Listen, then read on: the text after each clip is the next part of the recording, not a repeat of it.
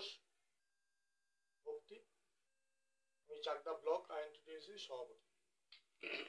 আমাদের যে সংগঠন মূলত সেটা শ্রমজীবী মানুষদেরকে নিয়ে, অতএব যারা আজকে বাংলা ভাষাকে কেন্দ্র করে বিজেপির যে একটা স্বৈরাচারী শক্তি, আমাদের শ্রমজীবী মানুষ ওয়েস্ট বেঙ্গল থেকে বিভিন্ন রাজ্যে পরিযায়ী শ্রমিক হিসাবে কাজের সূত্রে আমরা বিভিন্ন জায়গায় দেখেছি যায় ওনারা, কিন্তু যেইভাবে ওনাদের উপরে অত্যাচার নামিয়ে নিয়ে আসছে বাংলা ভাষা বলার জন্যে, তাদেরকে আজকে জেলে পুরে দেওয়া হচ্ছে, এটা আমরা তীব্র প্রতিবাদ জানাই। যেভাবে দেখা যাচ্ছে মানে ঋতব্রত বন্দ্যোপাধ্যায় যেভাবে লড়াইয়ের ময়দানে নামছেন এবং দিল্লি পর্যন্ত সংসদ পর্যন্ত যাচ্ছেন, সেখানে দেখা যাচ্ছে আইএনটিটিউসির মানে প্রত্যেকটা কর্মীদের উপরে একটা আক্রমণ সানানো হচ্ছে। এটা কি নজরে দেখছেন আপনারা? দেখুন, আমাদের সংগঠন যত শক্তিশালী হবে বিজেপি তত আমাদেরকে ভয় পাবে, এটা স্বাভাবিক ব্যাপার। আমাদের রাজ্য সভাপতি যথেষ্ট কর্মঠ একজন এবং শক্তিশালী সাংগঠনিক একজন ব্যক্তি।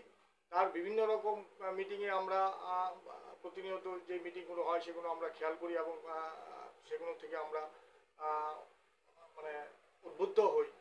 ওনার যে কর্মকাণ্ড যথেষ্ট সংগঠনের দিক দিয়ে শক্তিশালী পদক্ষেপ উনি নেন।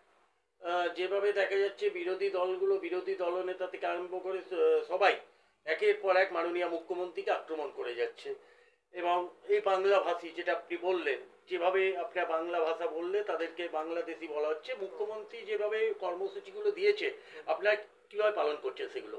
দেখুন, আমাদের গতকালকেই আমাদের পঞ্চায়েত সমিতির দীনবন্ধু মঞ্চে এটা আমাদের সাংগঠনিকভাবে ডেকেছিল আমাদের ব্লক সভাপতি মাননীয় দিলীপ সরকার মহাশয়।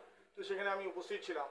আমাদের মূলত কালকে যে মিটিং হলো সেই মিটিংয়ে তিনটে জিনিস নিয়ে আলোচনা হলো। সেটা হচ্ছে, এক, ভাষা আন্দোলনকে কেন্দ্র করে; দুই, আমাদের পাড়া আমাদের সমাধান, আর আমাদের আরেকটা বিষয় নিয়ে আলোচনা হয়েছিল সাংগঠনিক। যাই হোক, তিনটে এজেন্ডা ছিল। তো দিদির যেটা আমরা দেখেছি যে বিরোধীরা যতই গোসা করুক না কেন, যত পেছনে লেগেছে আমাদের, দিদি কিন্তু তত মানুষকে পরিষেবার দিক দিয়ে নিজের দু হাত বাড়িয়ে দিয়েছে। মানুষকে পরিষেবার ক্ষেত্রে কিন্তু আপনার অনেকটা এগিয়ে গেছে। যেরকম তার একটা মূলত যে বর্তমানে যে আমাদের পাড়া আমাদের সমাধান, এটা তো আমাদের মনে হয় কি একটা যুগান্তকারী দৃষ্টান্ত হয়ে মানুষের সামনে থাকবে আগামী দিনে।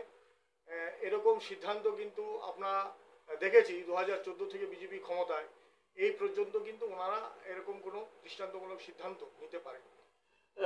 দেখা যাচ্ছে যে আপনার চাকদা শহরে যেভাবে আপনার একটা জলের সমস্যা রয়েছে, এইটা নিয়ে আপনারা কিভাবে সমাধান করার চেষ্টা করছেন? দেখুন, এটা দলীয়গতভাবে কালকে আমি তুলে ধরেছিলাম বিষয়টাকে।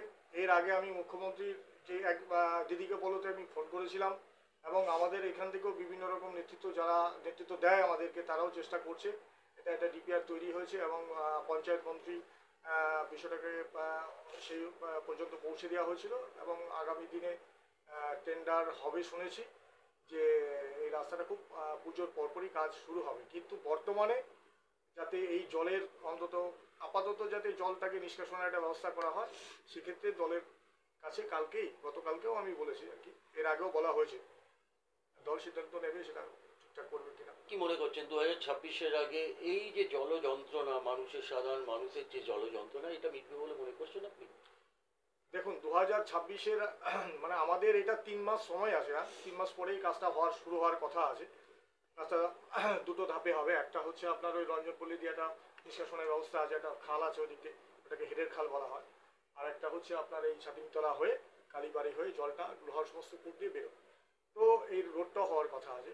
আপাতত যেটা করতে হবে যে সেটা অন্তত জলটা যাতে একটা নালা করে বের করে দেওয়া যায়, তার একটা বন্দোবস্ত করতে হবে। সেটা দলীয় সূত্রে আমাদের আলোচনা হচ্ছে, এবং এই যন্ত্রণা থেকে জলের যে যন্ত্রণাটা, সেটা থেকে খুব তাড়াতাড়ি মানুষ শীঘ্রই মুক্তি পাবে। আচ্ছা, আপনি তো যারা আইএনটিটিউসি সভাপতি, দেখা যাচ্ছে সন্নিধ্যের যে রেলটা উচ্ছেদ করেছে, এর জন্য আপনারা কিভাবে দাঁড়াচ্ছেন ওনাদের পাশে? দেখুন, আমি 2022 সালে আমরা তখন উচ্ছেদের একটা পরিকল্পনা ওনারা করেছিল বিজেপি সরকার। তো 2022 সালে আমরা সিঙ্গুরালি, আমাদের ব্লকের মধ্যে সিঙ্গুরালি হকার্স ইউনিয়নটা পড়ে, তো সেইখানে আমরা একটা মিছিল করে ডেপুটেশন দিয়েছিলাম। হ্যাঁ, তো তো আমাদের চাকদা শিমুরালি এখনও ওনারা ধরেনি, মদনপুরটা দেখলাম ধরেছে। তো আমাদের চাকদাতেও টাউনে তাপস অধিকারী আছে, টাউন সভাপতি আইএনটিটিউসির পক্ষ থেকে, আমি ব্লকে আছি। তো আমাদের যদি ওনারা আমাদের এখানে কোনো রকম হস্তক্ষেপ করে আমাদের হকার্স ইউনিয়নের বিরুদ্ধে বা হকার্সদের বিরুদ্ধে, তো আমরা সেটা নিয়ে লড়াই আন্দোলন করব এবং আবার নতুন করে ডেপুটেশন দেবো। আমরা একটি দোকানও যারা আছে তাদের কোনো মানে বাসন না করে ভাঙতে আমরা দেবো না।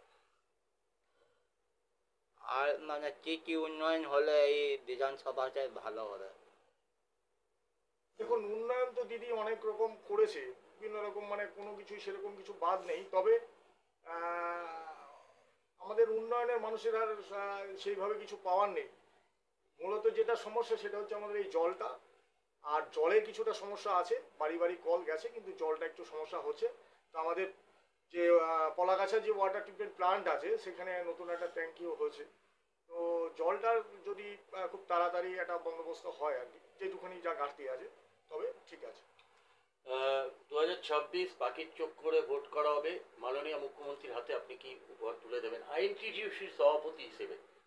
দেখুন, আমাদের এখানে তাঁত শ্রমিক থেকে শুরু করে ধরুন অসংগঠিত যারা ঠিকা শ্রমিক আছে, যারা টোটো চালক আছে, অটো চালক আছে, ট্রেকার্স আছে, বাস আছে, সমস্ত যারা অসংগঠিত শ্রমিকরা আছে তাদেরকে সংগঠিত করে তৃণমূল কংগ্রেসের পক্ষে তাদেরকে নিয়ে আসা এবং আগামী দিনে 26শে নির্বাচনকে কেন্দ্র করে 26শের নির্বাচনে আমাদের যে পরাজয়ের গ্লানি থেকে যাতে আমরা বেরিয়ে আসতে পারি, অন্তত আমাদের বিধানসভা সিটটা, এটা আমরা চেষ্টা করব নিজেদের সাধ্যমতো।